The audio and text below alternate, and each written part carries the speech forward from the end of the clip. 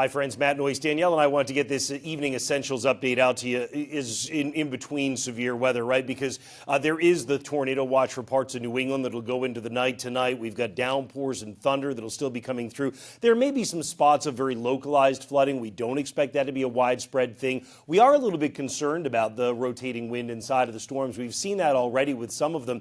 And with dew point temperatures running in the mid-70s, it's exceptionally humid. It makes sense. This is the leftover of Tropical Storm Debbie. It brought up a lot of humidity with it. But when you have that kind of moisture, your cloud base, the bottom of the cloud, tends to be very close to the ground, and that doesn't leave much space between if rotation is in the cloud and rotation is on the ground. So that's why the concern for tornado development inside of these tropically infused rain bands. When they develop, they're usually exceptionally brief, exceptionally weak for the most part, but it is what it is. So we'll stay on guard here.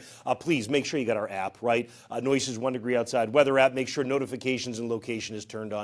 Big, broad area of gusts to tropical storm force, even at midnight tonight with a timestamp in the upper left, right? Well, here's the thing. It's been verifying, but on hilltops, on the exposed south-facing coastlines, we all get gusty during the night tonight. There's not a lot of damage that's done. There may be an isolated power outage here and there. There've already been a couple of those. But nonetheless, notice we get to the early morning. A lot of the wind is done at Chatham and Nantucket. And then after that, the wind is really done for the rest of us, too. Rain is not a big deal overall. Again, it's in spots where you get downpours that follow each other during the evening and the night. You may get some localized flooding that takes place, and generally the most rainfall takes place in northwest New England and Vermont, but it's not a widespread flood, widespread river flood type event. Notice as we get through the evening, here come the downpours, embedded thunderstorms. Look, the concern here is that we're talking about rotation in terms of the wind direction, and that means inside the storm you can get rotating updrafts, the air at the core of the storm rotating, and that's the concern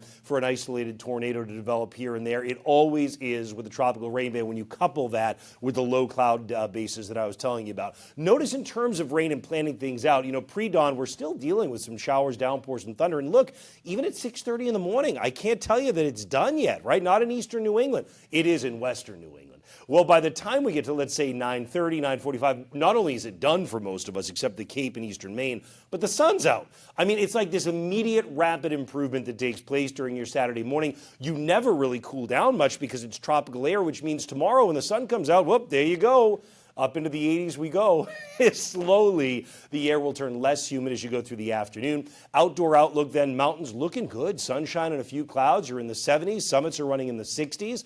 Very high UV index. Same deal in the lakes as well. Should not be raining when you wake up in the morning in the lakes. It's mostly sunny. The air temperature's in the 80s, maybe a little moderate chop with a breeze blowing out of the southwest. And the beaches, that's the trickiest part because that's where you start out with the leftover showers and downpours in the early going in the morning. But as we looked at together, depending on which beach you're at, mid to late morning, the sun comes out. You got to be a little bit careful, though.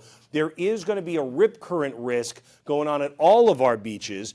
And at the south-facing beaches, this is interesting. We don't do this very often. Look at the waves, 1 to 6. What are we talking about? South coast, you get probably on the order of about 5 and 6 foot waves coming in, versus the east-facing beaches is only about a foot or two, versus the coast of Maine, which is about a 3 to 4 foot sea. So it's worth checking out the specific coastal marine forecast for your location before you get out there. Reminder, 14-day forecast. You can grab it on the app. And don't forget to do that for the notifications for these storms, too.